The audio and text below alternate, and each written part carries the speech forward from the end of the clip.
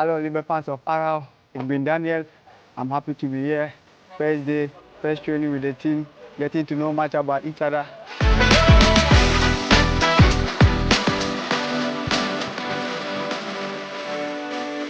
Can't wait to get started. See you guys at the stadium. Ciao.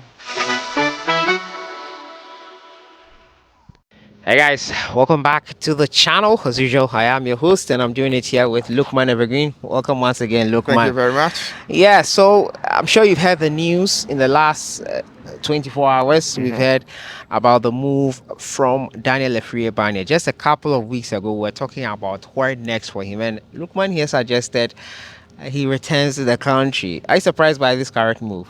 Well, I didn't see it coming because I looked at all the options that were available, and FC Arua wasn't one of them. But then it tells you that before the contract was terminated, talks were already ongoing. And for me, it is a good move for him. It is a good place for him to get back to his best, get some game time, and then probably be able to return to the top flight of Swiss football. Want to see our players play in the top leagues. But then, the second division of the Swiss league isn't that bad at all. Yeah, it's not. It's not. Don't forget to follow, subscribe, and click on that notification bell. We'll also be talking about Osman Ibrahim. He's been sent on loan again. Lukman will be looking at that one there for us. But let's continue on the conversation of Daniel Afriyie Barnieh, a young starter best in the scene with Accra Hearts of Oak, made a World Cup appearance for Ghana, made a switch into the Swiss league with FC Zurich. Do you think he was rushed? Well, at that stage of his career, he was buzzing everywhere. He was playing some very, very good football. He had won the league with Accra House of Oak, won the FA Cup as well. He scored the winning goal in that FA Cup final against Bechem United. And so it was a ripe moment for him to make that move. There was no better moment for him to leave the country than that particular time. And he's been in the Ghana Premier League for about 3 years. And so it was a good move. I don't think he was really rushed there, and he has already won the AFCON U20 with Ghana as captain, and he had played a couple of games, that is friendly games for the Black Stars, and then was part of the national team for the FIFA 2022 World Cup. And so it was all set up together at the right time for him to move. Unfortunately, he couldn't take advantage, or he couldn't match those. He couldn't match those performances with what we saw him do at FC Zurich. FC Zurich. And so for me, it was a right time, but then he couldn't get the best out of it. So now moving to his new club, there's been a Ghanaian player who has also done well there. He played 11 out of 18 games, and he moved on, and things are better. How do you see this move impacting his future movements and his career in general and his development, basically? Well, it's very similar to from what is happening. It's quite similar with what happened with Emmanuel ACM. That is the other player who plays for FC Arua. So Emmanuel ACM started his career with Brecum Chelsea. He got a very big move to FC Basel, a very top side in the Swiss league. But then for the sake of game time, he had to go on loan at FC Arua, where he took advantage of that opportunity, made 11 appearances out of 18, and he looks sharper. He might be returning to FC Basel for more game time, or even compete for a starting role. So that is good for him. It is similar with what Daniel Afriyie is also going through. Played for Accra House of Oak, had the opportunity to join a Swiss side. It didn't really work, and so that loan opportunity is good for him. He would definitely be learning from what Emmanuel ACM did at FC Arua. The interesting thing is that Emmanuel ACM and then Daniel Afriyie Barnieh were all part of that under-20 team that won the Africa. That won the Africa U20 championship, and so they know each other very, very well. They might have spoken before that move was that move. So essentially, maybe that move was in progress before they terminated. Exactly. So I'm very happy for Daniel Afriyie Barnieh. But then, like you said, I mean, if anything is to go by, or if you have to go by anything from what Emmanuel ACM did at FC Arua, then it means Afriyie Barnieh made the right choice by moving to the second tier side. Wow, interesting one there. We wish Daniel Afriyie Barnieh the very best. We hope this move bears fruits and helps with his development. Essentially, that's the point of all this. We hope that he does come good in the end and all things work out for him. Exactly. Another youngster who is making the move, he moved from FC Nordsjælland. He was with FC Nordsjælland. That move came Brighton. He went to Brighton on loan to Feyenoord for a season. We saw what he was capable of. He proved himself at Feyenoord. Unfortunately, he was not retained. Returned to Brighton. And now another move has come through. Osman Ibrahim. What's up? What do you think about that move?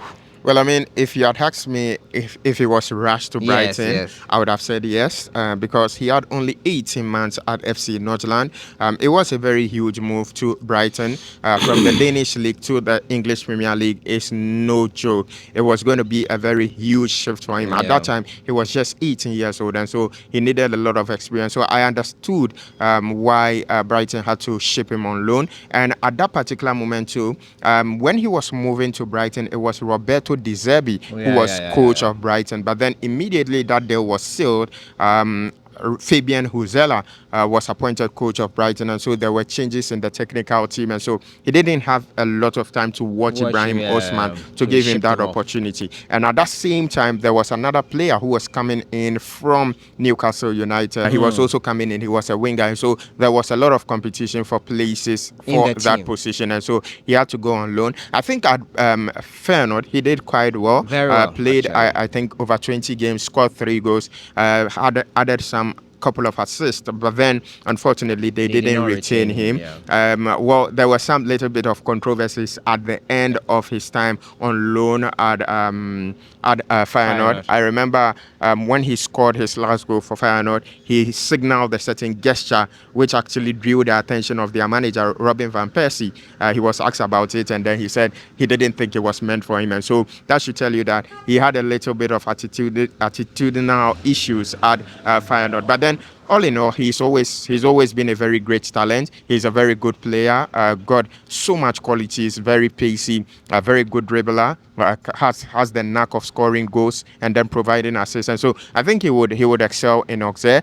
France has always been a very good base for Ghanaian players, and Auxerre already has two Ghanaian players. One is a captain. Exactly. One is the captain of Auxerre. Settling nicely. Exactly. Yeah, so Elisha Owusu, Gideon Mensah. And so for me, that is where I'm very, very excited, or what I'm excited about. And so we'll live to see what will happen out of there. We'll see what happens. We wish Osman Ibrahim the very best. Hopefully he does get much more stability in terms of movement from one club to another. And these youngsters are our future. We hope and wish them the very best. Before we go, let's touch on the Club World Cup.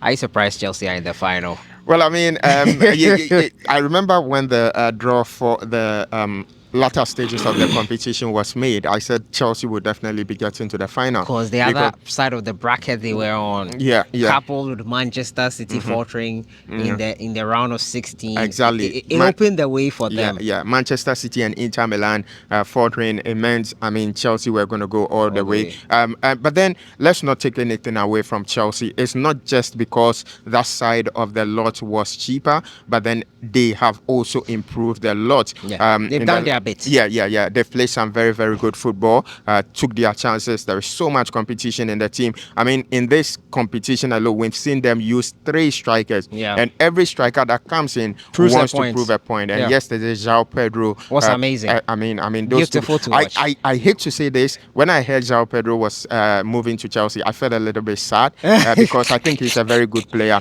He is an extremely good player. Exactly. He is a very, very good player. And Chelsea have done themselves good with this one. They've really chucked a very good signing, and he would go all the way to help them. And so I'm not surprised that he fired them into the final of the competition. I know he will be starting in that final definitely after that brace. But then what it means is that there will be competition for that position from Jackson and Liam Delap, which is very, very good. But then, I mean, to beat sides like Benfica, to beat Fluminense, to beat Al Hilal. Yeah, did they beat Al Hilal? No, they didn't face Al Hilal. No, they didn't face Al Hilal. They actually Fluminense beat Al Hilal, and then they beat Al Hilal. But then they faced another team.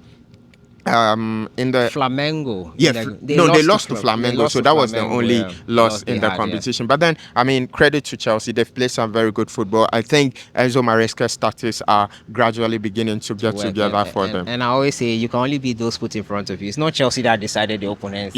Man City decided to falter. Inter Milan decided to falter. Chelsea did just their job and beat the team that were put in front of them. And congratulations to the Blues. On Sunday is the final. They'll be waiting to see who they'll face, PSG or Real Madrid. Who do you think they'll face finally? Well, PSG, I mean, Real Madrid have been good at the tournament, but then PSG have been great. So PSG versus Chelsea? Yes. Who is winning it? PSG. All right, we'll see. Let us know your thoughts in the comments box. Talking to you about the Ghanaian youngsters. Daniel Afriyie Barnieh, well, not so much a youngster now, and Osman Ibrahim, their moves, what it means, and the Club World Cup recap. I'll see you guys in the next one. Enjoy the rest of your day.